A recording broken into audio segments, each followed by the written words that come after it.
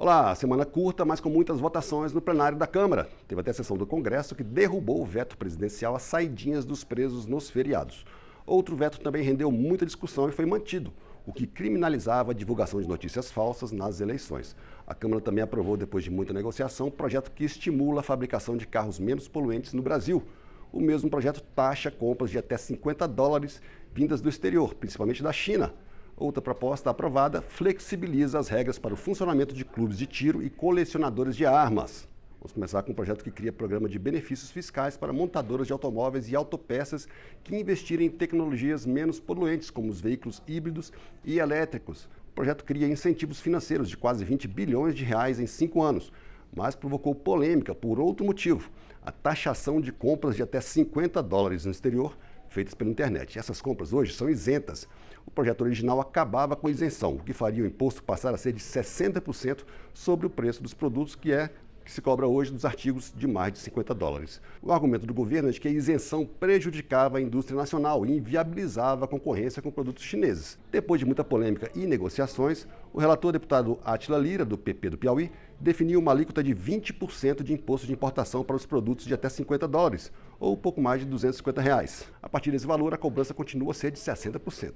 Os estados cobram ainda 17% de ICMS, o que gerou críticas da oposição. Para o deputado Kim Kataguiri, do União de São Paulo, mesmo com um acordo, as pessoas mais pobres serão prejudicadas pela medida. Em vez de acabar com a isenção cobrando 60% de imposto de importação, foi feito um acordo do qual eu não faço parte, do qual eu não concordo, para cobrar 20% de imposto de importação mais os 17% de ICMS. Então, o governo Lula não mexe com aquele rico que tem condição de sair do país e tem isenção de $1.000 para fazer compra fora, mas taxa a compra do mais pobre com 20% de imposto de importação e ainda implementou remessa conforme, que deu ponto de partida para a cobrança por parte dos estados dos 17% de ICMS. Para o relator, deputado Átila Lira, a alíquota de 20% é justa para o consumidor, para a indústria nacional e para não desestimular as plataformas de vendas. A base do governo e a maioria do plenário concordaram, como disse o deputado Gervásio Maia, do PSB da Paraíba. Alterar o texto e colocar uma alíquota de 20% minimiza, senhor presidente, danos à indústria nacional. É impossível que a indústria nacional possa competir com a indústria da China sem qualquer incentivo em relação àquilo que se discute nesse instante. É impossível. Esse projeto seguiu para análise do Senado. Outro projeto que também foi enviado para análise dos senadores é o que flexibiliza as regras do governo federal relativas a clubes de tiro e posse de armas por colecionadores. Essa proposta susta trechos de decreto assinado pelo presidente Lula no ano passado. O texto aprovado exclui exigências previstas no decreto, como a de que os clubes de tiro têm que ficar a uma distância de mais de 1 quilômetro de escolas. Também retira do decreto a proibição de colecionar armas de fogo automáticas de qualquer calibre e acaba com a exigência de que coleções só podem ser feitas por pessoas jurídicas registradas como museus. Além disso, retira a proibição de uso da arma diferente daquele declarado quando ela foi comprada. Segundo a relatora da proposta, a deputada Laura Carneiro, do PSD do Rio de Janeiro, isso impedia, por exemplo, que a arma passasse a fazer parte de uma coleção, ou seja, saísse das ruas. O autor da proposta, o deputado Ismael Alexandrino, do PSD de Goiás, disse que as alterações não ferem a intenção do decreto de restringir o uso de armas pela população e simplesmente retiram imposições consideradas excessivas. Ele deu exemplos. Se a pessoa tem 5 armas, ao invés dela ir ao clube com uma arma, ela tem que levar 5. Se ela tem que ter 10, ela tem que levar 10.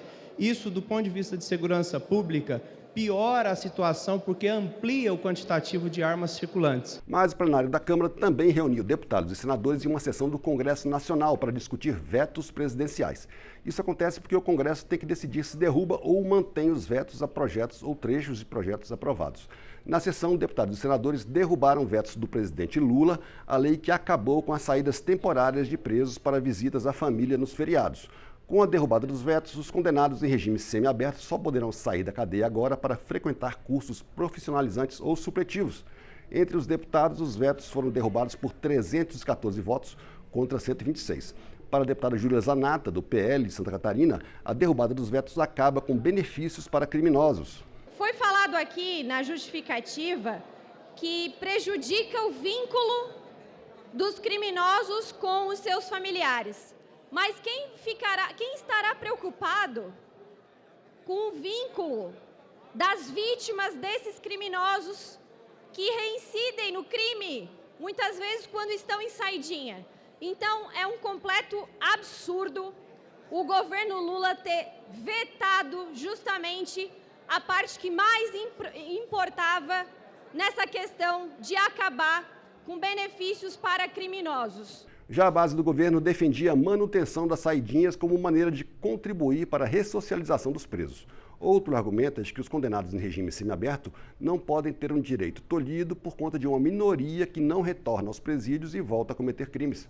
Foi o que disse o deputado Lindbergh Farias, do PT do Rio de Janeiro. Só tem direito a quem está no regime semiaberto.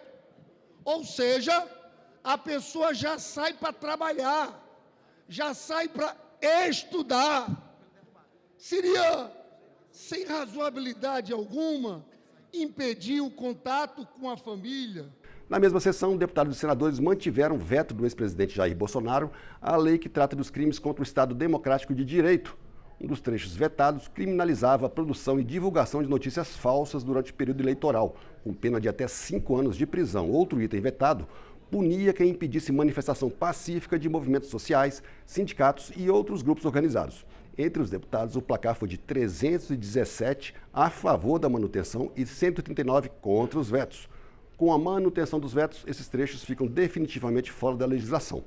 Para deputados da oposição, que na época dos vetos eram aliados do governo Bolsonaro, a punição para policiais que coibissem manifestações impede a atuação das forças de segurança na repressão de atos violentos. E a punição para a divulgação de notícias falsas nas eleições seria uma forma de censura.